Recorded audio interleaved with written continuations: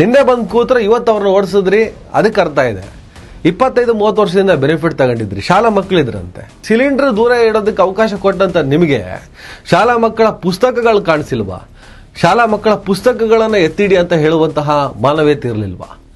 ಬಟ್ಟೆ ಸರಂಜಾಮುಗಳನ್ನ ಎತ್ಕೊಳ್ಳಿ, ಜೀವನಕ್ಕೆ ಬೇಕಾಗ್ತದೆ. ಯಾವ್ದಾದ್ರು ರೋಡ್ ಸೈಡಲ್ಲಿ ಹೋಗ್ಬಿಟ್ಟು ಜೀವನ ಮಾಡೋಕ್ಕಾದ್ರೂ ಒಂದಿಷ್ಟು ಏನಾದ್ರು ಬಟ್ಟೆ ಪಾತ್ರೆ ಬೇಕಲ್ಲ, ಆ ಮಾನವೀಯತೆನ ನಿಮ್ಗೆ ಇರ್ಲಿಲ್ವಾ?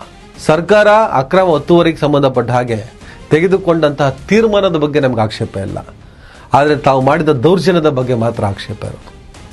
25-30 ವರ್ಷಗಳ ಕಾಲ ಇವರು ಓಟ್ ಬೇಕಾಗಿತ್ತು, ಇವರಿಗೆ ಕರೆಂಟ್ ಕೊಟ್ರಿ, ವೋಟರ್ ಐ ಡಿ ಕೊಟ್ರಿ, ಆಧಾರ್ ಕಾರ್ಡ್ ಕೊಟ್ರಿ, ಬ್ಯಾಂಕ್ ಲೋನ್ ಸಿಗೋ ಥರ ಮಾಡಿದ್ರಿ.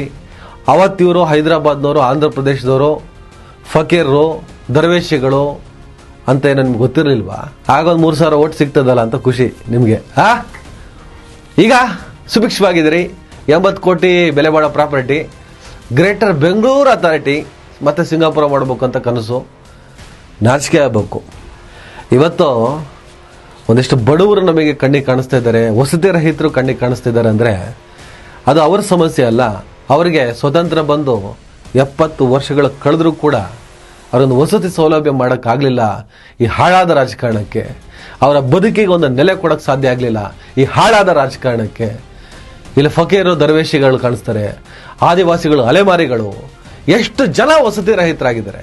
ಆ ಜಾಗ ಅಥವಾ ಬೇರೆ ಜಾಗದಲ್ಲಿ ಅವ್ರಿಗೊಂದು ವಸತಿ ವ್ಯವಸ್ಥೆ ಮಾಡ್ಕೊಡಕ್ಕಾಗಲ್ವಾ? ಸರ್ಕಾರದ ಅದಕ್ಕೆ ಸಂಬಂಧಪಟ್ಟ ಹಾಗೆ ಅನೇಕ ಯೋಜನೆಗಳಿದ್ದಾವೆ, ಆದರೆ ನನ್ನ ಮಕ್ಕಳು ಕಮಿಷನ್ ಗಿರಾಕಿಗಳಿಂದ ಅದು ಇಂಪ್ಲಿಮೆಂಟ್ ಆಗೋದಿಲ್ಲ.